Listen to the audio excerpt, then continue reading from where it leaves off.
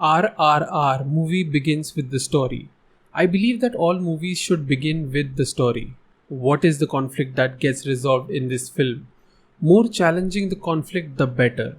This should be a conflict that only the hero of this film can resolve. We see Adilabad forest. It's a beautiful morning. Among the chirping birds, we hear a little girl singing. The audiovisuals that we get are very pleasing. This is intentional so as to make the following shock more impactful. The first still of that village highlights our great Indian culture, our belief, Atithi Devo Bhava, guests are gods. The British woman is sitting on a platform while the other villagers are on the ground. Their willingness to be on the lower plane shows their naive innocence and humility. That's what India was. This is what our invaders misused. The little girl sings and draws beautiful hand art. Why? Actually, she is a metaphor for Indian culture.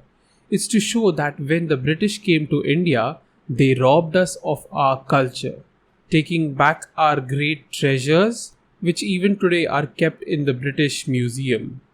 Just like how Bhim frees Malli and brings her back, it's our moral responsibility to revive our culture and restore its greatness. In this scene, we are introduced to the villain of RRR. Officer Scott returns from a hunt bringing back all the deers he ruthlessly killed. This is nothing new.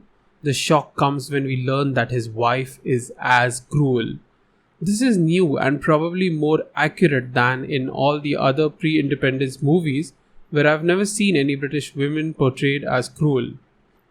When the British woman drags little Malli to her car, suddenly loud background music kicks in. This enhances the emotion the scene intends to convey. I feel this movie is a good example of BGM used right.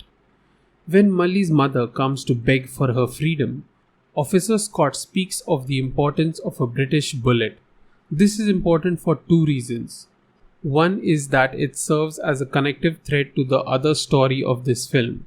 Second is that when the mother is hit by a wood, we believe that she died, making us feel angrier towards the British. But in the end, we learn that she survived, and we get to have a very happy moment when the girl reunites with her mother. I love watching RRR again and again to understand why this film feels so good. I feel the reason for that is the plot of RRR is not just driven by the characters, but also by the emotional expectation of the audience. Watching this one scene makes us want two things. Those Brits must die, and the girl must be saved and brought back home. That's exactly what happens. Not without any complication though, which makes the film very satisfying.